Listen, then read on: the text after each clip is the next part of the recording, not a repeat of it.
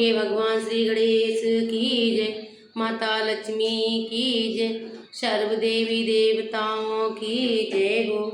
प्रिय भक्तों, आप सभी के अपने YouTube चैनल भक्ति प्रेम रक्षा में बहुत बहुत स्वागत है।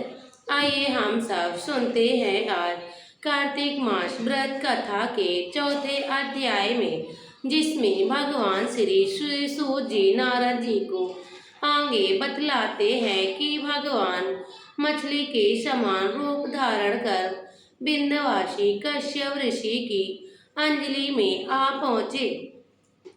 मंजली ना तो कमंडल और ना ही तालाब में समा रही थी।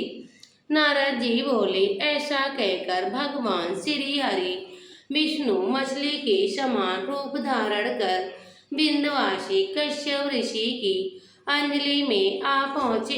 कश्यप ऋषि ने दया करके उन्हें अपने कमंडल में रख लिया और उन्हें उनके कमंडल में ना समा सके वहीं तालाब में फेंक दिया, और जब तालाब में भी ना समा सकी तो उन्हें समुद्र में फेंक दिया। अब समुद्र में भी वह बढ़ने लगी। इसके उपरांत उन नारायण रूपी मत्स्य ने शंख का स्वर को मारा। तत्पश्चात उस शंख को हाथ में लेकर बद्रिकारण में जा पहुँचे। बद्री नारायण ने सब मुनियों को बुलाकर आज्ञा दी और कहा, पानी में इधर उधर फैले हुए वेदों को ढूंढो।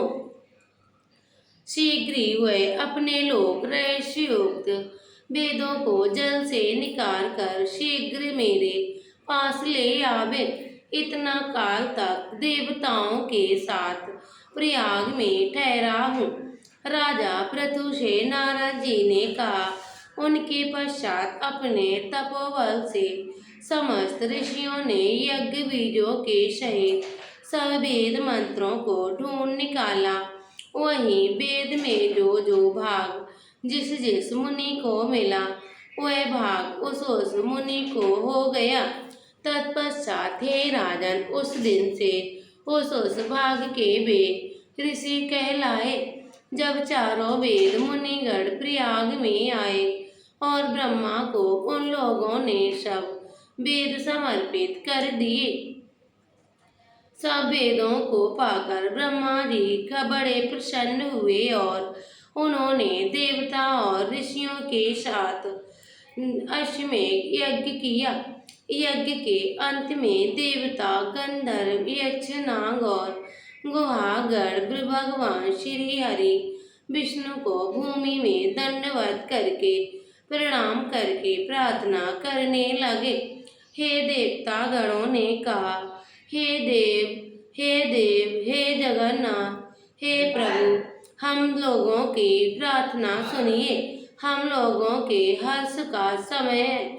आप ऐसे हमें वरदान दीजिए।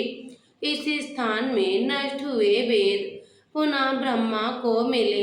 हे लक्ष्मीपते, आपकी अनुकंपा से हम लोगों को यज्ञ का भाग भी यहाँ मिला है। इसीलिए ये स्थान आपके प्रसाद से आज से पृथ्वी पर में सर्वप्रधान पुण्य को प्रदान करने वाला, मुक्ति और भुक्ति को देने वाला हो जाए। ब्रह्म हत्यादि महान पापों का नाश करने वाला आज ये समय भी परम पवित्र और अक्षमाला फलदाता हो जाए। वरदान हम लोगों को दीजिए।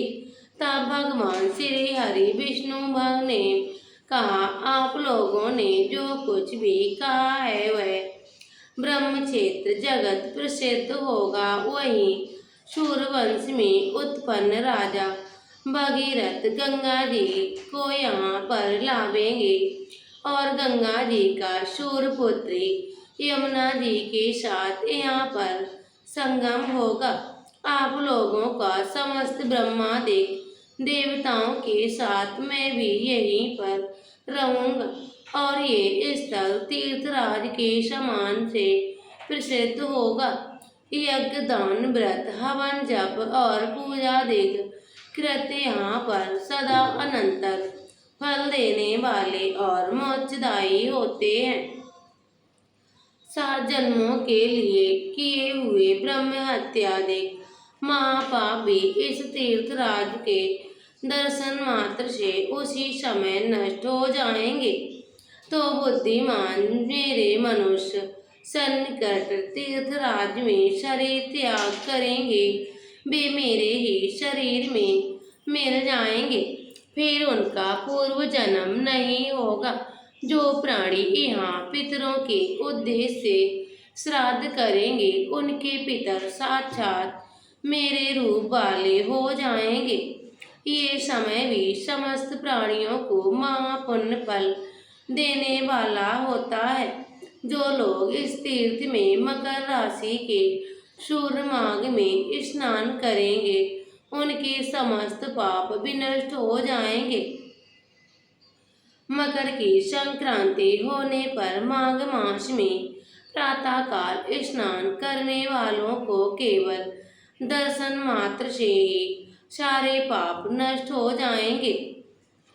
जैसे सूर्य के तेज से अंधकार का नाश हो जाता है, माघ के महीने में मकर की संक्रांति होने पर स्नान करने वाले प्राणियों का सौभाग्य अपना लोक समीप अपने समक्ष अपना स्वरूप इन तीनों मुक्तियों को प्रदान करता हूँ।